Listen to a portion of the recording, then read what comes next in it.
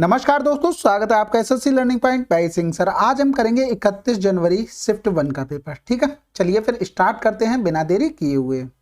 एक बर्तन में 36 लीटर पानी है। इस बर्तन से 6 लीटर सामग्री निकाल ली गई है और उसे तेल से प्रतिस्थापित कर दिया गया है। यह प्रक्रिया 2 बार दोहराई गई है, तो बर्तन के अंदर कितना पानी है? तो देखो, टोटल क्वांटिटी इस तरीके से हम लिख लेते हैं। उसके बाद 1 माइनस का जितना रिप्लेस किया गया उसको अपॉन में टोटल क्वांटिटी। ठीक है, अब प्रक्रिया 2 बार दोहराई गई है तो पावर में 2 कर दो। अगर ये लिखा होता 2 बार और दोहराई गई है तो पावर में 3 करते। ठीक है, तो 6 36 हो गया। 36 1 माइनस का यानी कि 5 हो जाएगा, 5/6। यानी कि यहाँ पर करेंगे तो 36 से 36 कट जाएगा, बचेगा क्या? 25। तो यहाँ पर देखो, फार्मूला लिखने की जरूरत नहीं, जैसे प्रारंभिक मात्रा और फिर लिखते हैं 1 माइनस का रिप्लेस की गई क्वांटिटी अपॉन में टोटल क्वांटिटी और पावर में जितनी बार वो की गई है। ठीक है, अगर वो ये हमसे कह देता कि तेल का कितना था, तो यहाँ से देखो अब बचा कितना है, 25 बचा है। क्या बचा? लीटर पानी बचा। और 25 अगर 36 में हम इनमें डिफरेंस देखें तो कितना आ जाएगा?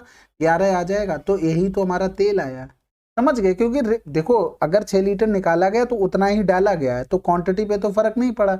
लेकिन हमारे पास बचा कितना पानी है? 25 लीटर। यानी कि जो बीच की चीज गायब हो गई है वो क्या बन गई है? तेल बन गई है। यदि दो संख्याओं का योग इतना है, उनका महत्तम समावर्त और लघुत्तम समावर्त 3 और 18 है, दोनों संख्याओं के व्युत्क्रमों का योग कितना होगा? तो देखो, अगर संख्याएं मान लो a और b होंगी तो इनका व्युत्क्रम लिखते तो 1/a 1/b लिखते, यानी कि हम लिखते तो a + b/ab लिखते। अब हमें a b निकालने की जरूरत है। a योग तो हमें पता है कितना होगा, तो ए बी कैसे निकलेगा भाई? देखो, हमें पता है first number into second number बराबर में हो गया क्या? एलसीएम इंटू एचसीएफ हो गया। तो फर्स्ट इंटू यानी कि ए इंटू बी हो गया। यहाँ पर करेंगे 3 × 18। तो यहाँ से हम डायरेक्ट लिख सकते थे 15/3 × 18। तो 3 पंजे 15 हो गया, 5/18 आंसर। अगला सवाल, 2 वर्ष पहले मेरी कार का मूल्य इतना था। यदि मूल्य में प्रतिवर्ष 2% का ह्रास होता है तो अब उसका मूल्य कितना होगा? तो देखो, 2 वर्ष पहले तो इतना था, अब मूल्य में ह्रास हो रहा है कितना? 2% का। 2% का मतलब क्या हो गया? 1/50, यानी कि 49/50। और ये हो गया 2 वर्ष की बात करा, 49/50।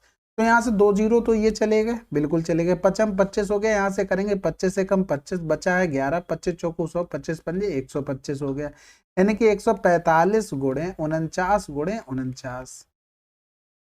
तो देखो, 49 का अगर स्क्वायर लिखोगे तो 50 से कितना कम हो रहा है? 1 कम हो रहा है। 1 का स्क्वायर 0, 25 से 1 कम कर दो, यानी कि 24 0 1 आ गया। अब यहाँ से देखो, अच्छा ये 14 था, ठीक है, 5 लिखो यहाँ पर। अब यहाँ से देखो, हमें गुणा करना है 14 और 5 का। अगर यहाँ से गुणा करते 140 + 5 का, कोई दिक्कत है? यानी कि 14 का पहले गुणा करते तो 0 आ जाता। 14 एकम 14, 14 चौको 56 हो गया, यहाँ से लगा 5 हो गया। 14 दूनी 28 और 5 कितना हो गया? 33 हो गया। अब यहाँ से देखो, इसको मान लो 2400। 2400 में 5 का गुणा कर दो तो 24 पंजे 120, यानी कि 12,000 आ जाएगा। यानी कि 12,000 इसमें जोड़ दो। 0 हो गया, 4 हो गया, 1 हो गया, 6 2 8 हो गया, 3 1 4 हो गया, 3 हो गया, यानी कि 34 81 समथिंग आंसर।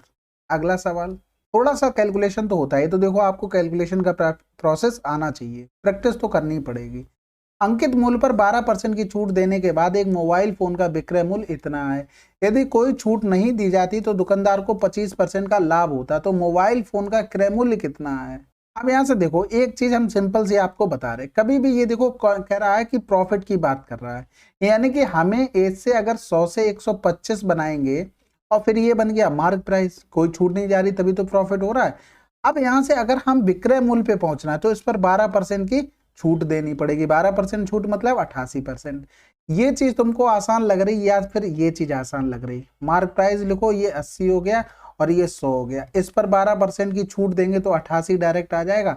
88 की वैल्यू हमको दे दी 22,352 और हमें निकालना क्या है? क्रय मूल्य, यानी कि 80 की वैल्यू।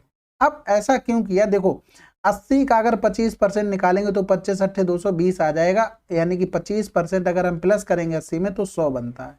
तो ये चीज याद कर लो, बहुत जगह यूज होती है कि 80 से चीज 100 बढ़ रही है तो यानी कि 25% का उसमें प्रॉफिट हो रहा है। ठीक है, तो यहाँ से ये चीज ज्यादा आसान रहेगी। बाकी कैलकुलेशन के ऊपर आप अगर माहिर हैं तो आप ऊपर वाले को इसको भी ट्राई कर लेना। ठीक है, काट लो, फिर एक बार चला जाएगा, यहाँ पर भी 1 होगा, यानी कि यहाँ से 11 दूनी 22, भाग तो जाएगा नहीं, फिर 11 तिया 33, 11 दूनी 22, आंसर आ गया। अगला सवाल, एक दुकानदार अपने माल का 1/4 20% के लाभ पर, अन्य 1/4 25% के लाभ पर और अन्य 1/4 10% के लाभ पर और शेष 5% की हानि पर बेचता है, उसका कुल लाभ परसेंटेज क्या होगा। अब यहाँ पर देखो सब जगह 1/4 ऐसे ही तो भरा पड़ा है, यानी कि इसको 4 ही तो मान लें, क्या दिक्कत है, 4 मान लिया और प्रत्येक की कीमत अगर 100 रुपए है तो ये टोटल 400 रुपए बन गए जाके। अब यहाँ से देखो इसका 1/4 करते तो कितना आता, 1 आता, और इसको 20% के प्रॉफिट पे बेचा गया, यानी कि 100 का अगर 20% प्रॉफिट निकालते तो 20 रुपए आता, यानी कि यहाँ पर 20 रुपए का प्रॉफिट ले लिया हमने। फिर दूसरे में 1/4 किया तो 1 बन गया यहाँ पर भी, फिर 25% का प्रॉफिट लिया। आप 100 से देखेंगे 25% का प्रॉफिट 25 ही होगा, तो यानी कि यहाँ से टोटल इतना प्रॉफिट हो गया। फिर करेंगे 1/4 यानी कि 1 हो गया। अब इस पर 10% का लाभ लिया, 100 पर 10% का प्रॉफिट 10 हो गया, यानी कि गुणे में 10 हो गया। फिर शेष 5%, तो देखो 1 हो गया, 2 3 हो गया, टोटल कितना माना था 4, 1 बचा, यानी कि 5% की हानि। 100 पर 5% की हानि निकालेंगे तो 5 रुपए आएगा, यानी कि ये तो लॉस बन गया। तो यहाँ से टोटल देखो 20 रुपए का ये बना, 25 का ये प्रॉफिट बना, 20 और 25 45 और 10 55 का ये प्रॉफिट हो गया, 5 का लॉस हो गया, ये घटा दो, यानी कि हमें 50 रुपए का प्रॉफिट हुआ। 50 का प्रॉफिट हुआ किस पर, 400 पर, गुणा कर दो 100 का, तो यहाँ से 0 से 0 5 8 40, यानी कि 12.5% का हमें प्रॉफिट हुआ। अगला सवाल, दो संख्याओं में से पहली का 28% दूसरी के 64% के बराबर है, पहली और दूसरी संख्या का अनुपात क्या होगा। तुम्हें डायरेक्ट लिखना 64/28, बस यहीं से तुम्हारा आंसर आ गया 16:7। ठीक है, क्योंकि भाई देखो पहली संख्या का 28% बराबर दूसरी संख्या का 64%, ये सब लिखने से अच्छा हम डायरेक्ट लिख लेना कि 64/28 आएगा और फिर 4 से काट देंगे हम। अगला सवाल करते हैं, 4500 के अंकित मूल्य वाला एक कॉपी मेकर इतने और इतने की क्रमिक छूट पर उपलब्ध करता है, कॉपी मेकर का विक्रय मूल्य ज्ञात कीजिए। तो देखो यहाँ से सिंपल, तुम्हें यूनिट डिजिट दिख रही है, अलग अलग है, तो हमारा काम यही होना चाहिए था, यूनिट डिजिट पे काम करना, बस इसके अलावा हमें कोई मेहनत नहीं करनी। 10% की छूट मतलब 90 हो गया, और 5% की छूट मतलब, अब हमें ये 5 यहाँ से चेंज करना पड़े, क्योंकि 8 पन्ने 40 जीरो बना रहा ना, तो यहाँ से हमें निकालना यूनिट डिजिट थोड़ा टफ पड़ेगा। तो इसको चेंज करने के लिए ये 0 से 0 ये हटा दो पहले, फिर यहाँ से 4 दूनी 8 कर दो, और फिर 4 दूनी 8, 4 पंजे 20 कर दो, यहाँ से 55 25 हो गया, 5 ने 45 हो गया, फिर यहाँ से करेंगे ये 19 बन गया। अब हट गया ना, तो फिर ठीक है, 9 दूनी 18 हो गया, 9 ने 81 हो गया, 1 इधर मिला, 8 ये यूनिट डिजिट से काम हो गया। अगला सवाल, एक गांव की जनसंख्या एक वर्ष में इतने से बढ़कर इतनी हो गई, वर्ष में जनसंख्या में कितनी प्रतिशत वृद्धि हुई। सिंपल है, 0 से 0 हटा दो, पहले 2 0 जाएंगे, ध्यान रखना, 25 पंजे 125, 25 छक्का 150, वृद्धि 1 की किस पर, 5 पर, गुणे 100 कर दो, 20% आंसर। अगला सवाल, एक नाव शांत जल में इतने किलोमीटर प्रति घंटा की चाल से यात्रा कर सकती है, यदि धारा की चाल इतने किलोमीटर प्रति घंटा है तो धारा की दिशा में इतने और धारा की विपरीत दिशा में इतने जाने में कितना समय लगेगा। तो देखो अगर धारा की दिशा में जाएंगे तो चालें क्या होंगी, जुड़ जाएंगे, यानी कि यहाँ से 15 4 19 1 20 हो गया। ठीक है, धारा की विपरीत दिशा में जाएंगे तो दोनों घट जाएंगी चालें, तो 104.5 घटा देंगे, 15 से 4 गया 11 हो गया। तो यहाँ से देखो 11 ने में 99, 11 पन्ना 55 हो गया, यहाँ से करेंगे तो 2 3 6 हो गया, 2 8 16, 3.8 आ गया। तो कितना समय लगा टोटल, 9 3 12 और 1 13 हो गया, 8 5 13 हो गया, 13.3 हो गया। तो देखो हमें चेंज करने की भी कोई जरूरत नहीं है। अब यहाँ से अगर इस तरीके से लिखोगे 3/10 गुणे में 60, तो इसको क्या मतलब निकला, 6 3 18, हमें पता है ये 13 घंटे तो पूरे पूरे लिखे होने चाहिए ना। अगला सवाल, 80,000 के बिल पर लागू, बिल पर दी गई 15% की छूट, 10 और 5% की दो क्रमिक छूटों के बीच अंतर क्या होगा। आप देखो इनका सम कितना हो रहा, 15 हो रहा है, यानी कि ये भी 15 है, यानी कि ये 15 से 15 तो कट ही गया होगा। फार्मूला क्या होता है, A+B माइनस का AB/100 होता है, तो ये तो कट ही गया होगा। अंतर क्या आएगा, केवल ये आएगा, यानी कि 10 गुणे 50 करेंगे, 50 दूनी 100, ठीक है, सॉरी 50, 10 गुणे 50 हो गया बटे 100, इतना परसेंटेज अंतर आएगा। तो देखो यहाँ से 1 2 3 4 ये परसेंटेज हटाएंगे तो एक और 100 नीचे आ जाएगा, तो 4 0 तो ये चले गए, 8 पन्ने 40, 400 आंसर। अगला सवाल, 3 घंटियां एक साथ बजना शुरू होती हैं, क्रमशः 8 सेकंड 10 सेकंड 12 सेकंड के अंतराल पर बजती हैं, 3 मिनट में वे कितनी बार एक साथ बजती है। तो सबसे पहले वो पहली बार किस टाइम मिलेंगी वो निकालने, तो इनका सबका एलसीएम लेंगे। तो देखो इनका अगर एलसीएम लेते तो 24 आ जाता, तो 2 तो इसका चला गया, लेकिन अभी 5 रह गया, यानी कि 5 का गुणा कर दो, यानी कि 24 पंजे 120, हमको सेकंड लगेंगे। इसको मिनट में चेंज करेंगे तो डिवाइड करना पड़ेगा 60 से, यानी कि 6 दूनी 12, यानी कि 2 मिनट में वो एक बार मिल रही हैं। तो यहाँ से एक चीज समझो, जब वो शुरू की होंगी, एक तो वो रहा होगा, पहले तो 30 मिनट में देख लो, 30/2 करते यानी कि 15 आ जाता, 15 बात बचती। लेकिन एक बार वो शुरू में भी तो बची होंगी जब स्टार्टिंग का टाइम रहा होगा, तो हमारे पास आंसर क्या आ जाएगा, 16 आ जाएगा। अगला सवाल, अब यहाँ से देखो मध्यानुपाती निकालना है, तो a, b का अगर मध्यानुपाती तो √ab। अब यहाँ से देखो ऑप्शन में अगर दो जगह सेम लिखा है तो हमें 0 की वैल्यू देनी पड़ेगी, वरना हमें कोई जरूरत नहीं है। तो 9 गुणे 64 बटे क्या हो जाएगा, 100 गुणे 100। तो यहाँ से देखो इसका 3 बार, इसका 8 बार, बटे में क्या आ जाएगा, 100 का 100 बार आ जाएगा। तो आंसर क्या आ जाएगा, 0.24।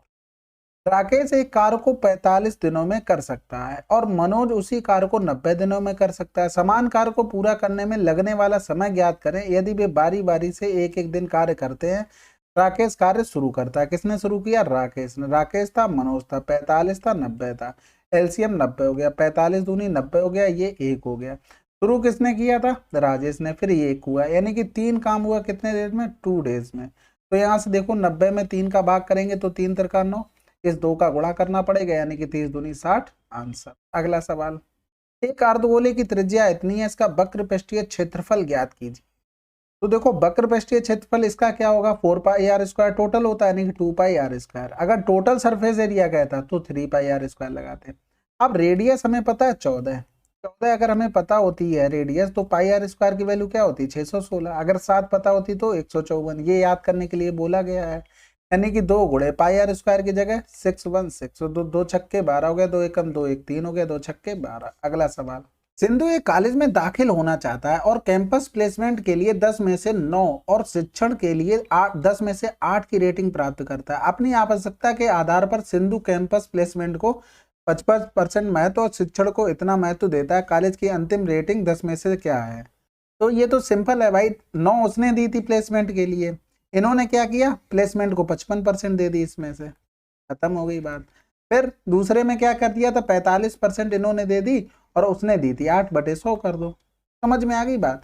तो 9 पन्ना 45 हो गया, 9 पन्ना 45 और 4 49 हो गया, यहाँ से 8 पन्ना 40, 8 चौक 32, 32 और 4 36 हो गया, और बटे में 100 हो गया। दोनों को जोड़ देते तो 5 9 6 15 5 हासिल लगा 1 हो गया, यानी कि कितना हो गया, 5 5 3 8 हो गया, बटे 100, यानी कि 8.55 आंसर आ गया। अगला सवाल, राजू एक काम को 10 घंटे में और राम उसी काम को 15 घंटे में पूरा कर सकता है। यदि वे एक साथ मिलकर काम करते तो काम पूरा कितने समय में लगेगा। सिंपल है, 10 गुणे 15 बटे 25 कर दो, 25 छक्का 150। हमेशा हमने बताया अगर कोई कह दे कि जैसे कोई आदमी है, ए आदमी है, वो x दिन में काम कर रहा है, बी आदमी y दिन में काम कर रहा है, कहते कि टोटल मिलकर कितने दिनों में करेंगे, तो x इंटू वाई अपॉन में x प्लस का y। अगला सवाल, प्रत्येक इतने आयतन वाले 3 घनों को एक सिरे से दूसरे सिरे तक जोड़ दिया जाता है, नया ठोस बनाया जाता है, ठोस का पृष्ठीय क्षेत्रफल क्या होगा। सबसे पहले a की पावर 3 बराबर दिया था 40 96, यानी कि a बराबर हो गया हमारा 16। क्यूब तो याद करने ही पड़ेंगे। अब यहां से एक चीज समझो कि कह रहा था पृष्ठीय क्षेत्रफल, यानी कि इस तरीके से रहे होंगे क्यूब, ठीक है। अगर हम मान लो इसका एरिया लिखते, इसका क्यूब का, तीनों का, तो देखो 6a² इंटू में 3 लिखते। अब यहां से समझो तीनों को चिपकाया जा रहा, तो एक फेस ये दब जाएगा, एक फेस ये दब जाएगा, एक ये दब जाएगा, एक ये दब गया, यानी कि 2 2 4 फेस दब गए। एक फेस का एरिया क्या होगा, a², तो माइनस का 4 इंटू a² कर सकते हैं, तो 6 18, 18 में से 4 गए 14a² कर सकते हैं, यानी कि 14 गुणे का हो गया 16 16 256 हो गया। 14 छंग 84 की 4 हासिल लगा 8 हो गया, 14 पंजे 70 और 8 78 हासिल लगा 7, 14 दूनी 28 और 7 35 आंसर। समझ गए होगे बात को। अगला सवाल करते हैं, यदि एक गोले S1 का पृष्ठीय क्षेत्रफल गोले S2 से 800% अधिक है और गोले S2 का आयतन गोले S1 के x% कम है, तो प्रतिशत के संदर्भ में x है दशमलव के 2 स्थान तक पूर्णांकित। तो देखो सिंपल, S1 लिखो S2, अगर S2 100 है तो इससे 800% अधिक है, ये 800% अधिक करेंगे तो 800 अधिक हो गया, यानी कि 900 बन गया। अब जरूरी नहीं कि फार्मूला लिख के करो, तो बनना यही रेशियो, अगर आप फार्मूले से भी करेंगे तो ये कैंसिल आउट हो गया। अब यहाँ पर अगर हम इसकी रेडियस पे जाएंगे तो हमें पता है कि r² में होता है भाई, क्षेत्रफल होता है तो r² रहता है, तो हमें रूट लेना पड़ेगा, रूट लेंगे तो ये 3 हो गया, ये 1 हो गया, यानी कि r की वैल्यू आ गई। अब आते हैं आयतन पे, S2 और S1। इसमें R कैसे चलती है, R की पावर 3, तो हमें S1 की पता है 3, तो 3 त्रिका 29 27 हो गया। S2 का क्या हो जाएगा, 1 की पावर 3 यानी कि 1 हो गया। तो कितना अधिक हो रहा था, 26 अधिक हो रहा था, किससे से, 27 से, डबल जीरो आ जाएगा। अब देखो यहाँ से ऑप्शन पकड़ते हैं, सबसे पहले 9 को ही चेक करेंगे, सबसे बड़े को करते हैं, तो 27 ने में 243 होते हैं, बात खत्म हो गया। ठीक है, देखो 27 ने में 243, अब मुझे याद ऐसे हो गया था जैसे 243 होता है, हम रिलेट इसको करते थे 143 से, ये फेवरेट होता है सबका, तो उससे याद रहता वहां पर। अब हो सकता है आप लोगों को भी याद रहे, वैसे भी टेबल याद है, लेकिन 27 नहीं तक है, कोशिश कर रहा हूँ उसको आगे भी ले जाने के लिए, क्योंकि उस कहीं रुकना नहीं है। अगर 30 तक भी हो जाए तो 31 करो, 32 करो, कभी कोई नुकसान नहीं होगा। सोहन ने भविष्य के लिए 6250 का निवेश किया, उसे 5 वर्ष बाद इतने प्राप्त हुए, यदि ब्याज वार्षिक रूप से चक्रवृद्धि है तो ब्याज की दर क्या होगी। तो देखो 6250 निवेश किए और उसे 15552 मिले, और 5 वर्ष की बात हुई, यानी कि चीज रेट रही होगी वो एक्स से बाई बनाई होगी, यानी कि पावर में 5 हुआ होगा। तो यहाँ से देखो बनाते हैं, कुछ बनती है व्यवस्था क्या। पहले तो 2 से काटो, 2 तियां 6 हो गया, 2 एकम 2, 2 दूनी 4, 2 पंजे 10 हो गया। यहाँ से करेंगे 2 सत्ते 14, 1 बचा, 2 सत्ते 14, फिर 1 बचा, 2 सत्ते 14, 2 छक्के 12। अब देखो तुमने एक चीज तो देख लिया, इतना सब आ गया, अब ऐसी रेट लेनी पड़ेगी कि पावर करने पर ये सब मिले। लेकिन हमने यहाँ से डिनोट किससे किया, हमने यहाँ से थोड़ा सा दिमाग लगाया, हमने कहा 6 आ गया लास्ट में, यानी कि 6 गुणा करते चले जाते तो हमारा काम बन जाता है, यानी कि 6 का किसी में 6 का मल्टीप्लाई करते चले जाए 6 में तो वो 6 ही देता है भाई, इसका कितना भी पावर करते चल रहा हो जाओ कोई फर्क नहीं पड़ेगा। लेकिन यहाँ से देखो, अब ये अगर 15 करते तो 5 तियां 15, 5 दूनी 10, यानी कि 20 से 23 हो रहा है। यहाँ पर अगर 23 की पावर करते चले जाओगे तो 3 त्रिका 9, फिर 9 तियां 27, फिर 27 तियां 81, फिर 3 ही आ रहा, तो ये तो कैंसिल। फिर 20% करते, 20 पंजे 100, 5 से चीज 6 हो रही है। अब पावर में 5 करेंगे, पावर में 5 करेंगे तो यहाँ से हमारा आ जाएगा, क्योंकि देखो 36 का स्क्वायर आप कर सकते हैं, 36 का स्क्वायर 1296, और फिर 6 का गुणा करना था, 6 36 हासिल लगा 3 हो गया, 6 ने में 54 और 3 57 हो गया, हासिल लगा 5, 12 छंग 72 और 5 77, देखो बन गया, आंसर आ गया। ठीक है, तो इस तरीके से कैलकुलेशन आप कर सकते हैं, फार्मूला लगाना चाहें उससे कर लें, बात वही पढ़नी है, बस लिखने का फर्क पड़ता है। 65 किलोमीटर प्रति घंटा की चाल से चलने वाली एक ट्रेन 10 AM को बंबई से छूटती है, और 76 किलोमीटर प्रति घंटा की चाल से चलने वाली एक अन्य ट्रेन 12 PM को उसी दिशा से चलना प्रारंभ करती है। बंबई से कितनी दूरी पर वे एक साथ मिलेंगी। तो यहाँ से देखो ये कहीं डिस्टेंस थी, एक 65 की चाल से चल रही लेकिन 10 AM पर, दूसरी चल रही है 76 की चाल से लेकिन PM पर कितने, 12 PM पर, यानी कि ये जब चली है उससे पहले ये तो चल चुकी है। अब कई घंटे चल चुकी है, ये 12 PM, यानी कि 10 से 2 घंटे चल चुकी, 65 दूनी 130 किलोमीटर आगे मान लो यहाँ कहीं पहुंच चुकी है। अब इन्होंने शुरू किया चलना, किन्होंने, इन्होंने, यानी कि दोनों एक ही दिशा में चलनी, तो स्पीड तो माइनस हो जाएगी, यानी कि 130 बटे दोनों का डिफरेंस करेंगे, यानी कि कितना आ जाएगा, 11 आ जाएगा। तो इतना डिवाइड किया, यानी कि इतने टाइम पर वो लोग मिलेंगे, यानी कि ये घंटे में आ गया।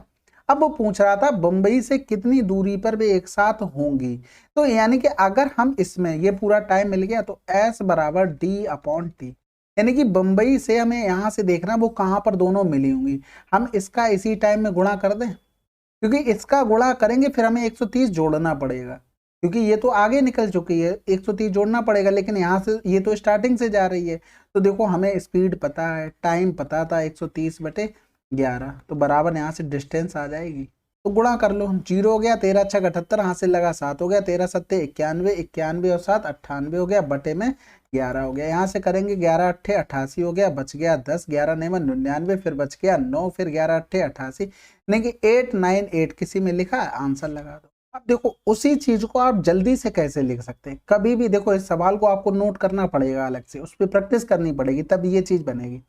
65 गुणे 2, भाई हमने क्या किया, अगर इसके स्पीड लिखें 65 और कितनी थी 76 थी, ये स्पीड का रेशियो हो गया। अगर डिस्टेंस का रेशियो लिखें तो यही तो होगा 65 और 76, हमारे हिसाब से डिफरेंस कितना है, 11। क्वेश्चन में डिफरेंस कितना हो जाएगा भाई, टाइम में 2 घंटे है तो 2 घंटे में वो जितना चला होगा वही तो डिफरेंस आ गया। ठीक है, और गुणा कर देंगे, क्या निकालना था हमें, कह रहा था बम्बई से कितनी दूरी होगी, यानी कि हमें टोटल डिस्टेंस निकालनी है। अगर हम इसको निकालते तो हमें 130 जोड़ना पड़ता भाई, जो ये आ रही है 2 घंटे पहले चल गई, ये जोड़ना पड़ेगा। तो हम स्टार्टिंग वाली लेके चलेंगे, यानी कि 76 का गुणा कर लें, तो यहाँ से आप लोग जल्दी कर सकते हैं। तो आपको प्रैक्टिस इस पर करनी है, वो तो सिर्फ समझाने के लिए चीज थी, आपको समझ में आ गई तो इस पर प्रैक्टिस कीजिए, ठीक है। चलिए फिर 31 जनवरी की शिफ्ट 1 आपकी कंप्लीट हो गई है। कुछ सवाल वाकई में जेन्युइन अच्छे थे, उनको नोट कर लीजिएगा आप, और अच्छे से अपना नोट्स बनाइए, ठीक है। उसको बार बार रिवाइज करइए, भाई आपका रामबाण होगा। बाकी कुछ भी आप नया पढ़ते रहिए बार बार, कोई मतलब नहीं, जितना रिवीजन उतना फायदा, ठीक है। चलो फिर मिलते हैं अगले वीडियो में, तब तक के लिए जय हिंद जय भारत।